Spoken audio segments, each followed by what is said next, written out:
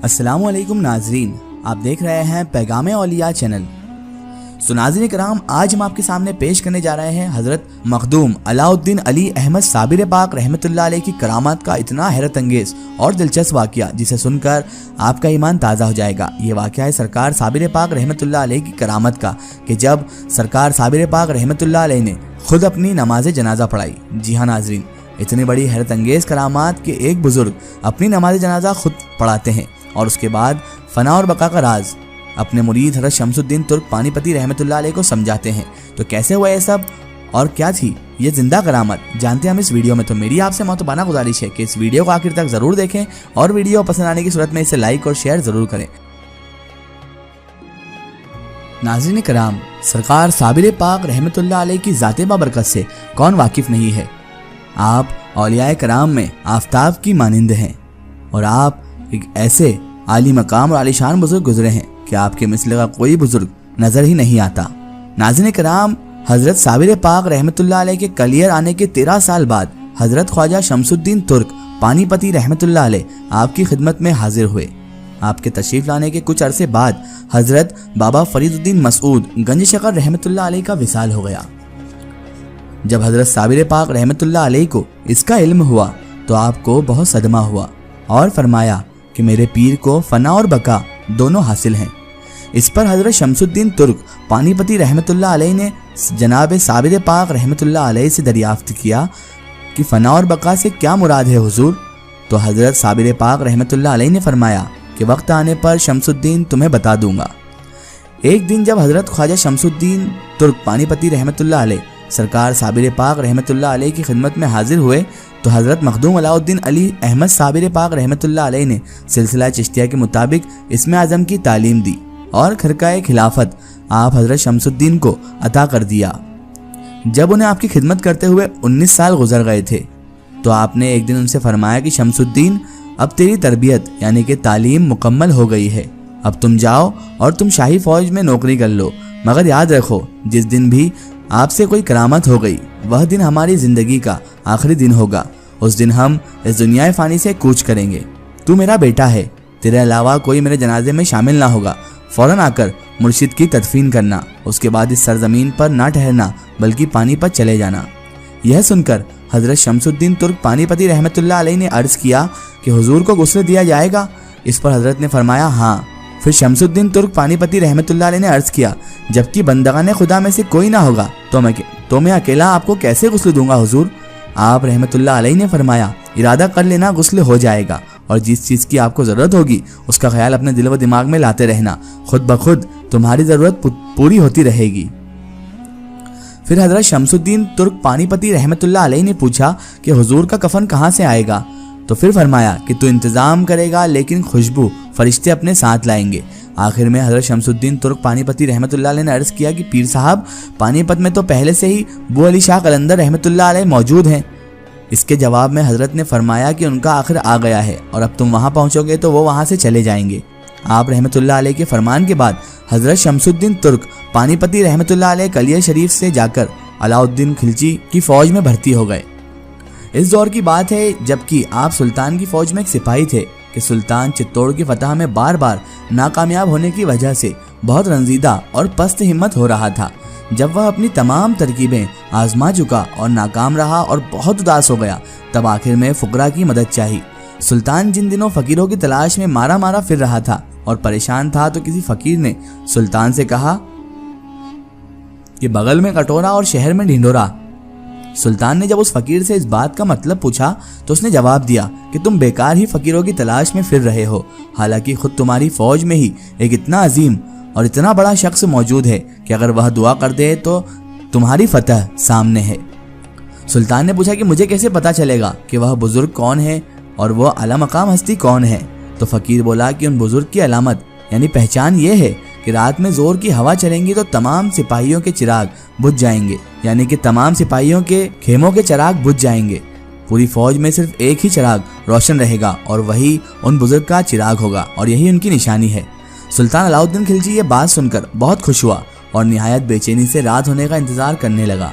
खुदा खुदा करके रात आई और आहिस्ता आहिस्ता हवा चलने लगी। रात बढ़ती गई तो बहुत तेजी से हवा चली और एक एक करके तमाम चिराग बुझ गए। सुल्तान अलाउद्दीन खिलजी ने गौर किया कि फौज में एक तंबू ऐसा था जिसका चिराग पूरी आबोताब के साथ रोशन था और हवा की तेजी का उस पर कोई असर न था। सुल्तान दौड़ता हुआ उस खेमे पर आया तो उसने देखा कि हजरत शमसुद्दीन तुर्क पानीपती रहमतुल्लाह अलैह तिलावत कलाम पाक पढ़ने में मशगूल हैं। यह देखकर सुल्तान दस्त बस्ता यानी कि हाथ बांधकर आपकी खिदमत में खड़ा हो गया।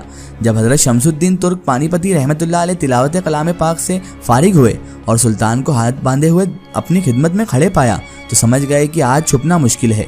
चुनांचे वह भी कलाम पाक को लपेट के रखकर खड़े हो गए और सुल्तान से पूछा कि सुल्तान ने इस वक्त आने की तकलीफ क्यों फरमाई। सुल्तान ने उसी तरह दस्त बस्ता अर्ज किया कि हुजूर मेरी खता माफ़ हो, दरअसल मुझे आपकी बुजुर्गी का पता न था। हुजूर से गुजारिश है कि दुआ फरमाएं कि किला जल्दी से फतह हो जाए, क्योंकि मैं अपनी तमाम तरकीबें आजमा कर तंग आ चुका हूँ और इसकी फतह से करीब करीब मायूस हो चुका हूँ। तो जनाब हजरत शमसुद्दीन तुर्क पानीपती रहमतुल्लाह अलैह ने हस्बे मामूल इनकसारी का मुजाहिरा किया और फरमाया कि मैं तो आपका एक मामूली सा नौकर हूँ, मैं भला इस काबिल कहाँ, किसी ने आपको गलत जानकारी दी है सुल्तान।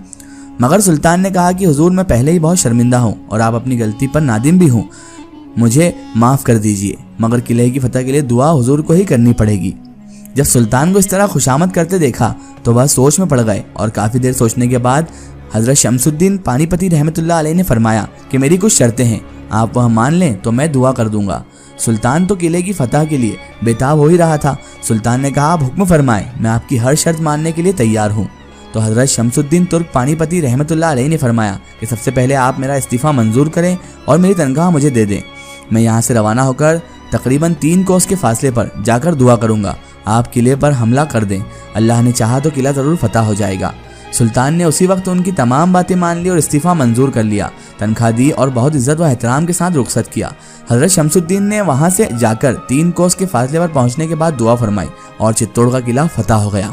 सुभान अल्लाह।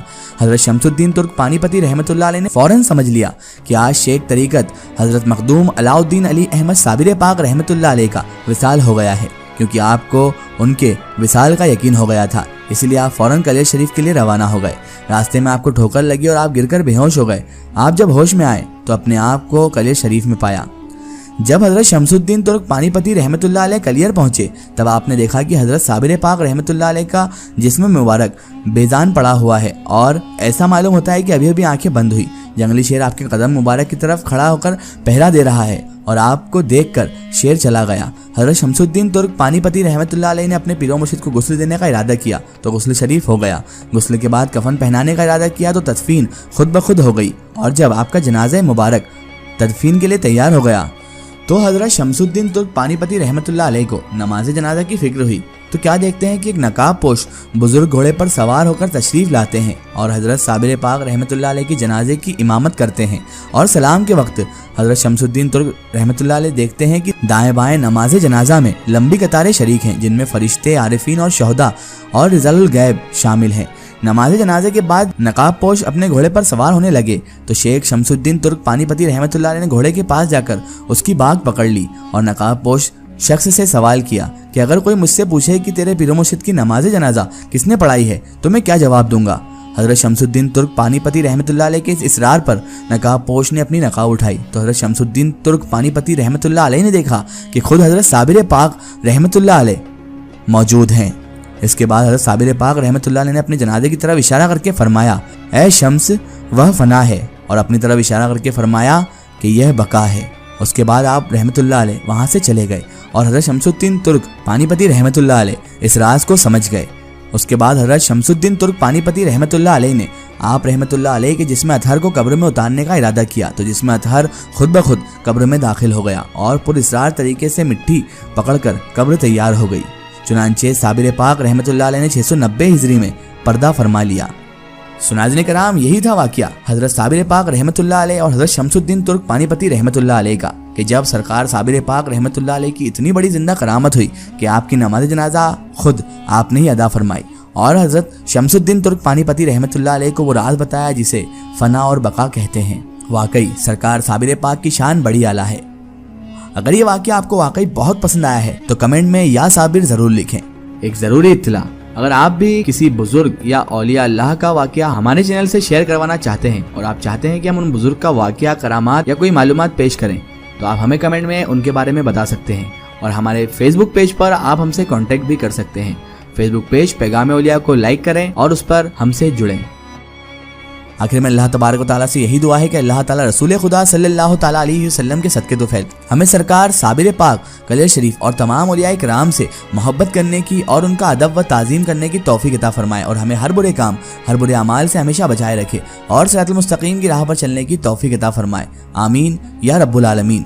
सो नाज़रीन, आपको ये वीडियो कैसी लगी हमें कमेंट में ज़रूर बताएं और हमारे चैनल को सब्सक्राइब करना ना भूलें। इस वीडियो को ज़्यादा से ज़्यादा शेयर करें और इसे तमाम औलिया किराम के चाहने वालों तक ज़रूर पहुंचाएं। सो फिर हाजिर होते हैं आपके लिए एक और बेहतरीन वीडियो के साथ। तब तक के लिए खुदा हाफिज़। अस्सलाम वालेकुम।